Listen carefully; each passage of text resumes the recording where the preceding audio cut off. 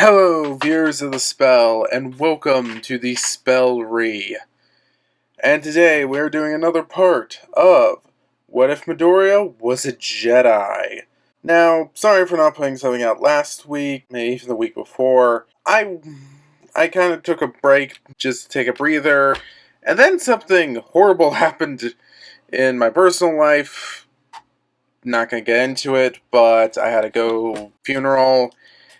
And that just screwed up my schedule. So, that's the reason why I've been gone for so long, and I'll keep trying to make videos. Adjustments might be coming in the future, not sure. But, without further ado, let's begin this What If. We begin this video with everyone in Class 1A preparing, thinking about their normal school life, along with the sports festival. The UA Sports Festival was an important time for the school. Primarily, it had all the students participate, and it has a variety of different challenges. Things got even more intense when they went to leave their classroom, and other students were there. Midoriya sensed various emotions when he pushed the force out. He wasn't quite sure what it was. Not quite contempt.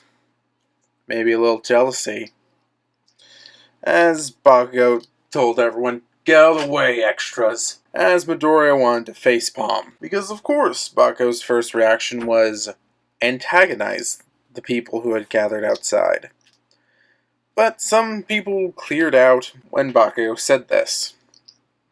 As a purple-haired boy walked up and said, "You're pretty bold."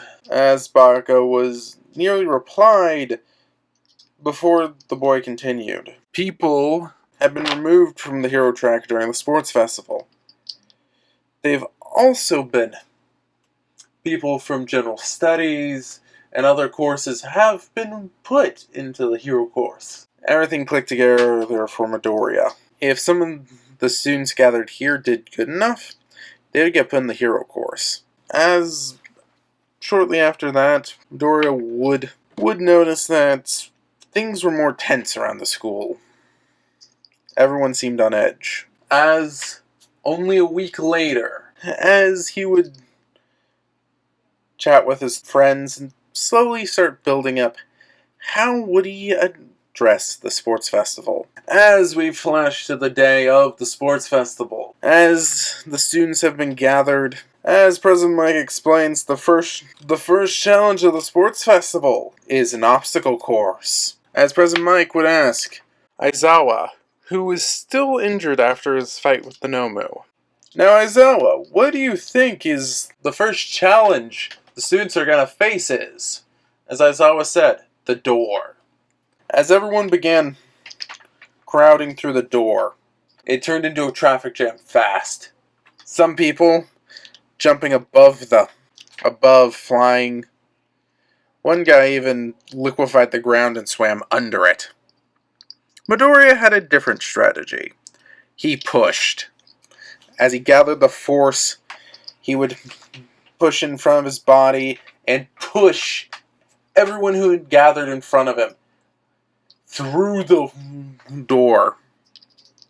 Midoriya thought it shouldn't be too bad, as a number of people got sent tumbling out and landed on their faces. People like Bakugo, Shoto, and other students had already gotten ahead of him. As he would think to himself, "Why didn't I just immediately do that?" As it would only take a minute for everyone unentangle themselves from the pile Midoriya pushed out and rush forward as well. As President Mike would say, I think Izuku Midoriya just uses quirk to push people out of the way." But, Aizawa, isn't it against the rules to attack your fellow participants with quirks? As Aizawa said, it wasn't an attack. He simply pushed them out of the way. It would be an attack if he tried holding them in place, or if he had used undue force. This would be no different than a trip. As the students rushed through, they would get to the first obstacle. As multiple robots, including 3 zero-pointers, would pop out of the ground. As Midoriya just looked at them and said, I wish I had my lightsaber. As Shoto would freeze many of them. As other people would rush through, the robot would fall. Midoriya would try to use the Force, but it was too heavy and falling too fast. It would crush two people. A few seconds later, both of them popping out, being Tetsu and Kirishima, both having powerful defensive quirks. Midoriya would quickly jump over them and try to maintain a lead.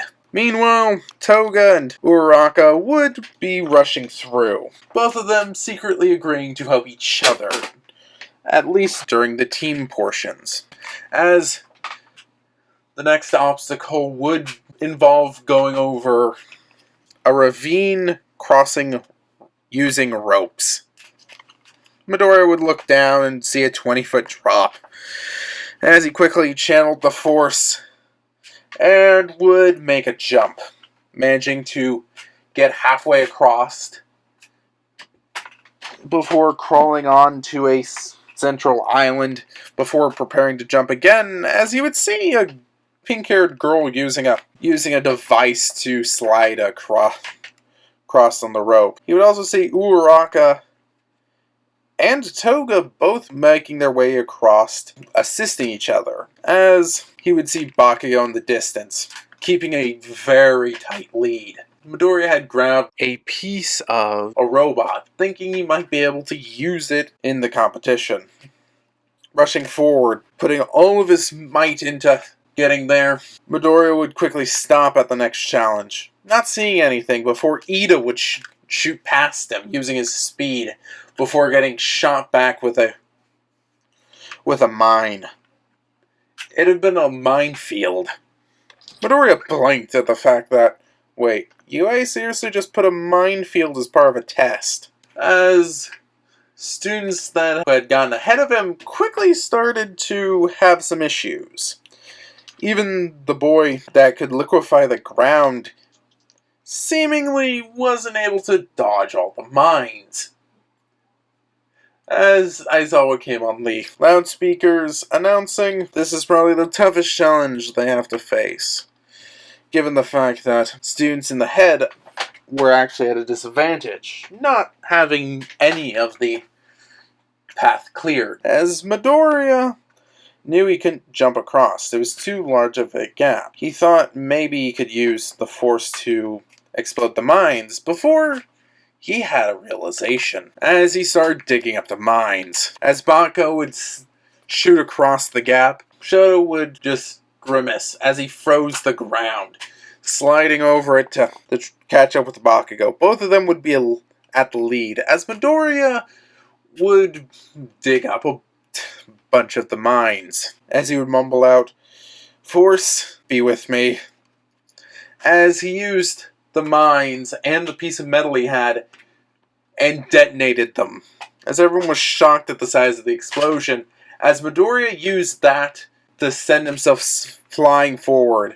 He used the Force to control his landing as he sailed past Shoto and Bakugo, using the Force to enhance his body, and of planned timing, he would hit the ground and roll before rushing forward. Bakugo and Todoroki right on his heels, as they would all reach the finish line seemingly at the same time. As, over the loudspeakers, President Mike would say, "Wow! Aizawa, all three of your students were first. But who came in first place?" As he would examine the footage, as Midoriya had stuck out his arm just a little bit more and was crowned first, with many of the students coming in after from both Class 1B, Class 1A, with only a handful of general studies students. And that's where we're going to call it for today. I do hope you like this video. Please like, share, and subscribe for more content to help me and to let me know if you like this content. And without further ado, I also have a Discord link in the description. And without further ado, this will be Spell Re, signing off.